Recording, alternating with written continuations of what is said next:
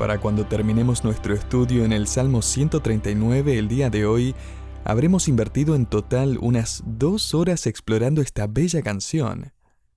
Y realmente solo habremos comenzado, ¿verdad? La razón de esto es que el tema de este salmo es la naturaleza de Dios y sus atributos. Más específicamente, su omnisciencia, su omnipresencia y su omnipotencia. Dios lo sabe todo. Eso es omnisciencia. Dios está presente en todas partes en todo momento. Eso es omnipresencia. Y Dios es todopoderoso. Eso es omnipotencia. Y en este cántico glorioso, en la primera estrofa que estudiamos hace unos programas atrás, en los versículos 1 al 6, David comienza regocijándose en la omnisciencia de Dios. Él básicamente canta: Señor, tú lo sabes todo sobre mí. Cuando me siento, cuando me voy a dormir, cuando me levanto, cuando voy a trabajar, sabes lo que voy a decir incluso antes de hablar. Y sabes en todo momento en lo que pienso, aún antes de que lo piense. Ahora, uno comúnmente pensaría al llegar al final de esa estrofa: el hecho de que sepas todo sobre mí y nada sea oculto para ti es bastante perturbador. Es un poco inquietante. Me molesta. Pero eso no es lo que dice en absoluto, ¿sí? Esa no es su respuesta. Por el contrario, David escribe en el versículo 6, «Saber esto en cuanto a ti, que tú sabes todo en cuanto a mí, es absolutamente maravilloso». Este atributo de la omnisciencia es demasiado maravilloso para mí, es muy alto. Ni siquiera puedo empezar a comprender este asombroso atributo de la omnisciencia relacionado con la gloria de tu naturaleza y carácter, oh Dios. Si David estuviera escribiendo el día de hoy, podría esperar que agregara: esta verdad del atributo de Dios me deja boquiabierto, me deja perplejo. Y luego es como si David dijera: pero eso no es todo. En la siguiente estrofa él comienza a revelar la omnipresencia de Dios. En los versículos 7 al 12 nos desafía a que tratemos de alejarnos de Dios. Vamos, inténtalo a ver qué pasa. Ve tan alto como puedas. Versículo 8. Él está allí. Ve a las profundidades de la tierra. Él está ahí. Ve infinitamente en dirección al este sobre las alas del amanecer. Versículo 9. Él está allí esperando cuando llegas. Ve infinitamente en dirección al oeste, más allá del mar. Y usted se encontrará con Dios allí también. Viaje a la oscuridad, versículo 11, y descubra que Dios está presente allí también, y lo ve tan perfectamente en la oscuridad como lo hace en la luz. Dios es omnipresente, está presente en todo lugar. David luego compone una tercera estrofa sobre la omnipotencia de Dios, como si dijera: no has visto nada aún. Y de los versículos 14 al 17, él nos informa que Dios realmente estuvo involucrado diseñándolo, codificando su ADN con el patrón de información a partir del cual usted se convertiría en la persona que es. David escribe que Dios lo creó de manera única. Usted es original, versículo 14. Él lo entretejió, lo bordó cuidadosamente acorde a ese patrón, versículo 15. Él supervisó la formación misma de su embrión, versículo 16. Él también diseñó en su corazón la cantidad de veces que bombeará y la cantidad de días y horas y segundos que usted va a vivir, versículo 16. Y David llega al final de esta revelación inspirada de la naturaleza de Dios y dice en el versículo 17: «No puedo creerte, oh gran creador, diseñador, soberano, todopoderoso, omnipresente y omnisciente Señor. En verdad, tú tienes pensamientos sobre mí.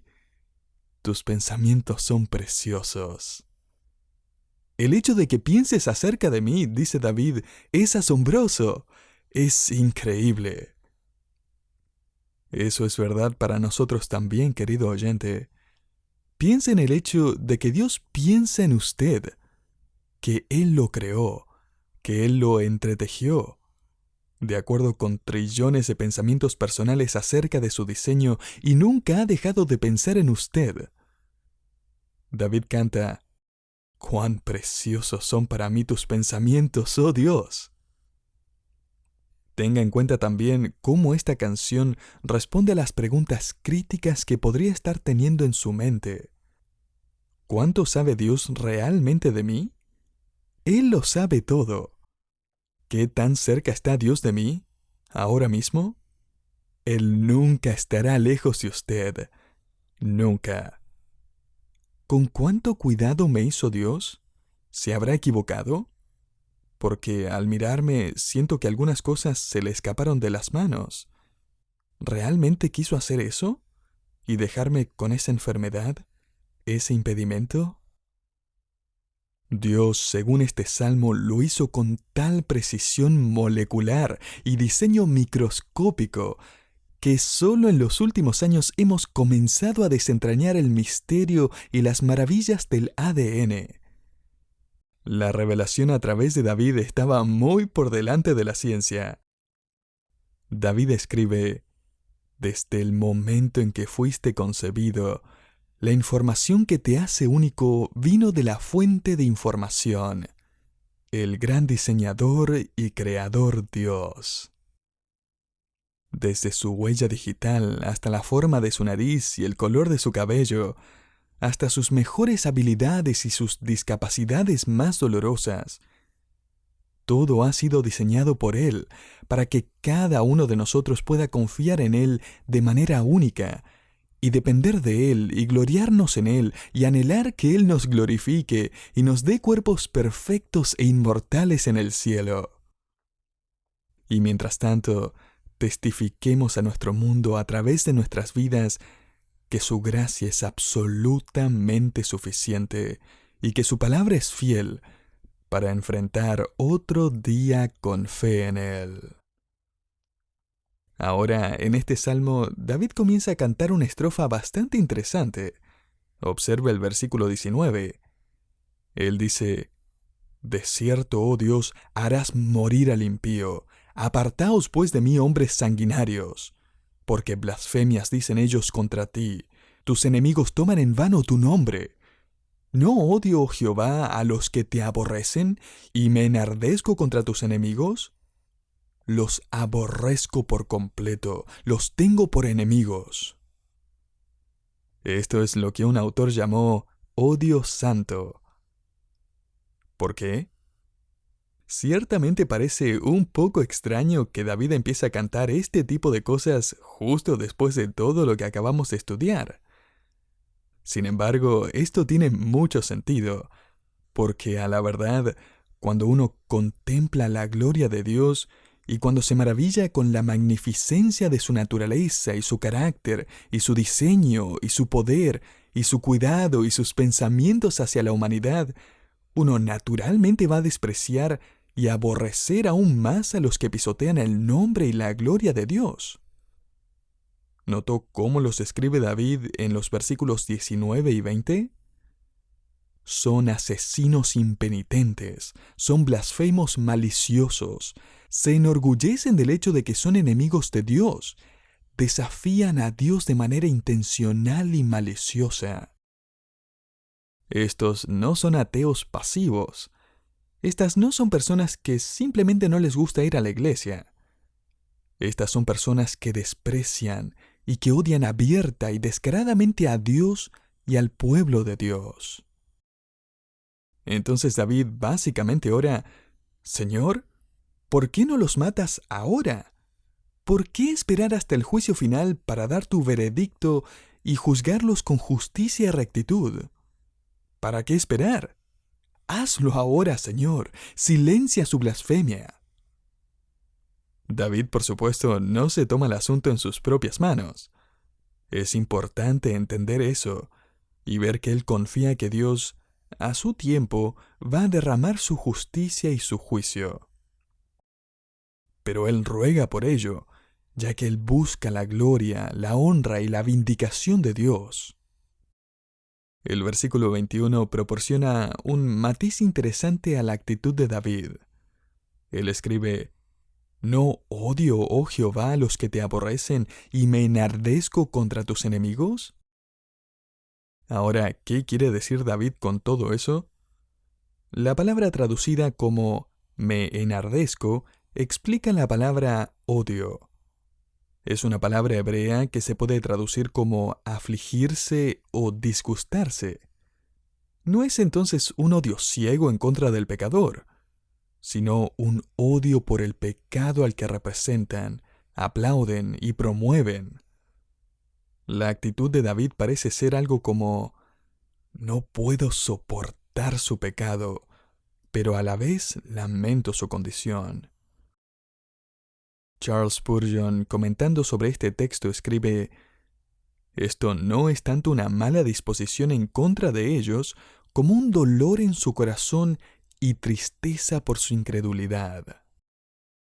Me pareció interesante que la traducción griega del Antiguo Testamento, la Septuaginta, usa la misma palabra en este salmo que Jesucristo usa en el capítulo 3 de Marcos.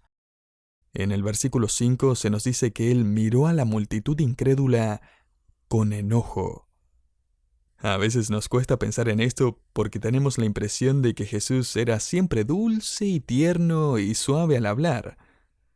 Pero Jesús está mirando a esta multitud incrédula y él está enojado con ellos.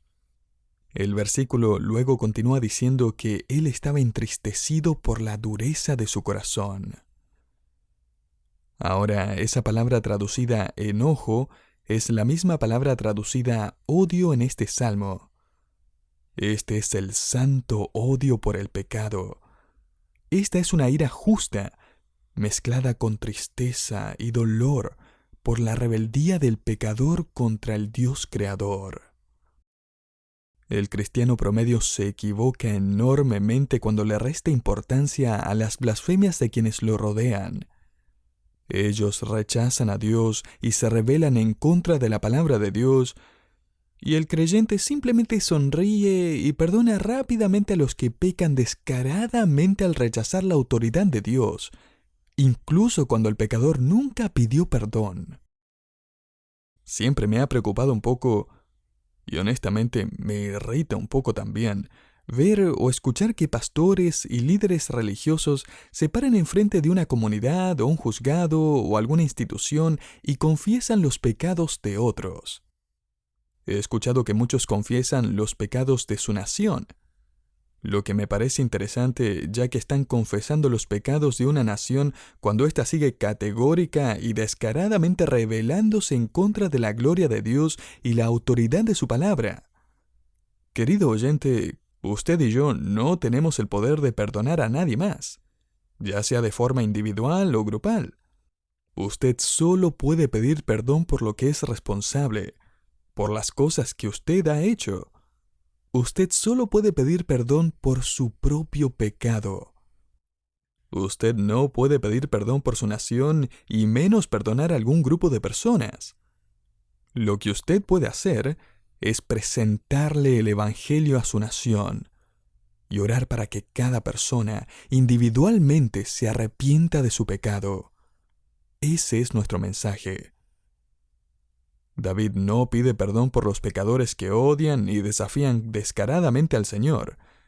Por el contrario, luego de describir el gran poder de Dios y su presencia que todo lo abarca y su conocimiento eterno, total y completo, al reflexionar en lo maravilloso que es el Señor y cuán grande es su amor y cuidado para con nosotros, todo eso lo lleva a tener un odio más grande por el pecado y a sentir aversión y dolor no solo por los pecadores que lo rodean, sino también por su propio pecado. Porque como verá, David no solo está interesado en denunciar a los pecadores que lo rodean, o en lamentarse por ellos. En realidad, él está más interesado por su propio pecado. y en ser transparente y puro delante de Dios. Y así termina esta canción, con una de las oraciones más poderosas e íntimas de todas las Escrituras. Note el versículo 23. Examíname, oh Dios, y conoce mi corazón.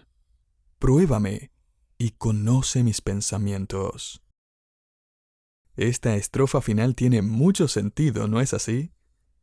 David dice, habiéndome deleitado en la omnisciencia de Dios, entiendo que realmente no hay necesidad de aún tratar de ocultarle algo. Y David no simplemente está diciendo aquí, bueno, está bien Dios, ya que lo sabes todo, supongo que me voy a someter a tu inspección. Oh no, David está dándole la bienvenida a esta inspección. De hecho, él está pidiendo una. Él está rogando por una. La palabra traducida examíname, examíname, oh Dios, viene de un verbo hebreo que significa explorar, cavar, sondear. Rompe la dura caparazón de mi corazón, esa actitud defensiva, y profundiza en la esencia de lo que soy, escribe David. David está invitando la inspección de Dios. Toma un buen vistazo, Señor, examíname de cerca. Voy a bajar las barreras defensivas de mi corazón. Oh Dios, ponme bajo investigación divina. Como verá, uno llega al final de esta magnífica descripción de los atributos de Dios, y esta es exactamente la actitud que debería tener, si desea tener comunión con Él. ¿Ha visto alguna vez en la televisión cuando salen las noticias de que alguien está siendo investigado? Uno ve las filas de funcionarios que salen de la oficina o la residencia de esa persona con cajas y cajas y más cajas. Cajas con archivos, computadoras, teléfonos, registros, libretas bancarias, correos electrónicos, todo, absolutamente todo. Y esa persona, si es culpable, sin duda está esperando que no encuentren esa caja, o ese recibo, o esa serie de correos electrónicos. ¡Ay, que no miren allí! Espero haberlo escondido lo suficientemente bien. Pero esa no es la imagen aquí.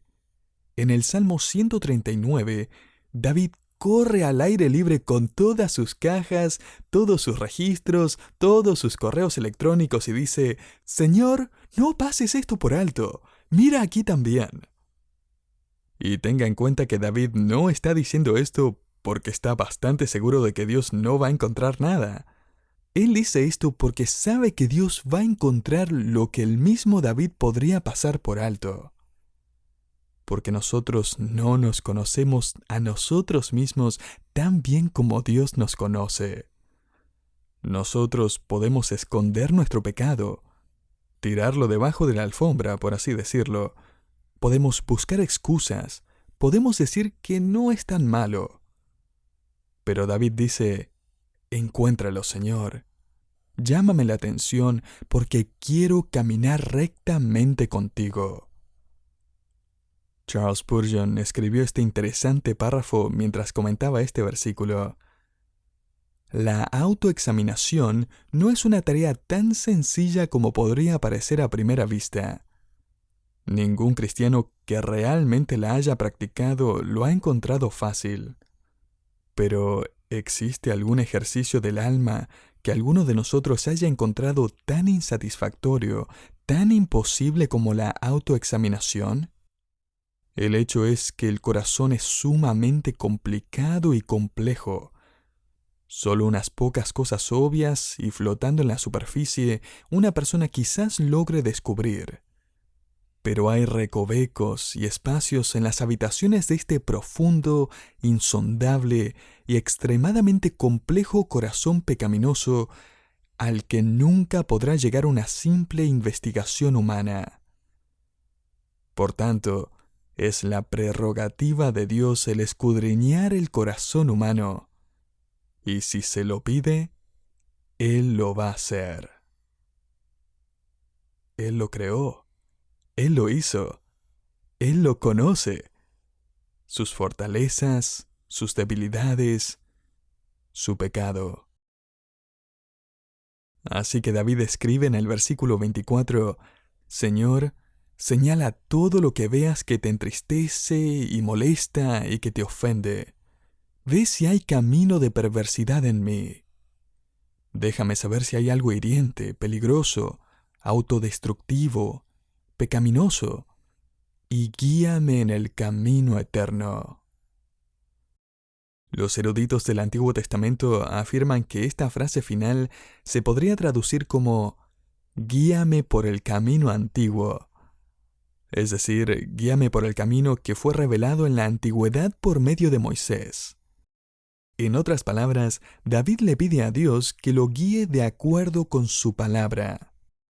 Lo que es otra forma de admitir, Señor, sinceramente soy propenso a buscar un nuevo camino, un camino popular, algún camino bien transitado, el camino de la mayoría. Ese nuevo camino de acuerdo con ese nuevo éxito de ventas. No. Guíame con tu palabra. Guíame en el camino eterno. El camino antiguo, que sigue siendo el camino verdadero. El cumplimiento de este camino antiguo, por supuesto, es la persona de Jesucristo, el Hijo de David que anunció, Yo soy el camino. Yo soy el camino, la verdad y la vida. Nadie viene al Padre. Nadie puede viajar por otro camino y llegar a la eternidad. Nadie tiene acceso a Dios el Padre a no ser que vaya por el camino de Jesucristo. Juan 14:6. Llegamos entonces al final de esta magnífica descripción de Dios y todos los creyentes somos movidos en nuestro interior a adorarlo y rendirnos ante Él y abrir nuestro corazón delante de Él, quien ya nos conoce aún mejor de lo que nos conocemos a nosotros mismos, y transparentemente le pedimos que nos purifique mientras le seguimos. ¿Por qué? Porque Él nos hizo. Él no solo creó el universo, Él nos entretejió desde que estábamos en el vientre y no éramos más que una diminuta célula. Él lo sabe todo. Él lo inspeccionará profunda y perspicazmente y le revelará lo que necesita confesar mientras camina en comunión con Él hacia su hogar eterno. ¿Qué podemos hacer sino agradecer a este asombroso Dios creador? Agradézcale por su omnipresencia, agradézcale por su omnisciencia, agradézcale por su omnipotencia. Adórelo y alábelo por su grandeza. Una noticia que nunca llegó a los titulares fue cuando el Apolo 11 aterrizó en la superficie de la Luna ese domingo 20 de julio de 1969. La mayoría de nosotros estamos familiarizados con la declaración histórica del astronauta Neil Armstrong. Está en los libros de texto de la escuela. Al pisar la superficie de la Luna, él dijo, un pequeño paso para el hombre, un gran salto para la humanidad. Pero pocos saben lo que sucedió a continuación, porque nunca lo agregaron en los libros de texto. El astronauta Buzz Aldrin había traído a bordo de la nave un pequeño set para tomar la cena del Señor. Envió una transmisión de radio a la Tierra pidiéndole a los oyentes que contemplaran los eventos de ese día y le dieran gracias a Dios. Luego Aldrin abrió su Biblia y leyó Juan 15, en donde Jesucristo dice, Yo soy la vid, ustedes los pámpanos. El que permanece en mí y yo en él da mucho fruto, porque sin mí nada podéis hacer. En silencio, él dio las gracias y participó. Él quería que la gloria de Dios y el Evangelio de Dios fueran declarados a través del universo, por así decirlo, desde la superficie de la Luna. David también quería que la gloria de Dios fuera declarada y que todos alaben al Señor. Este salmo es un tipo de canción que cuando ha terminado, uno no puede hacer nada más que inclinar la cabeza y adorar a Dios, ya que esta verdad lo glorifica a Él y nos humilla a nosotros, pero al mismo tiempo nos anima, nos tranquiliza y nos purifica. Y finalmente, apunta a la perfecta comunión que un día tendremos con Dios, el diseñador de la vida, y en última instancia, el dador de la vida eterna. Piense en esto, le diría David. Aquel que lo diseñó, ha diseñado una eternidad para usted.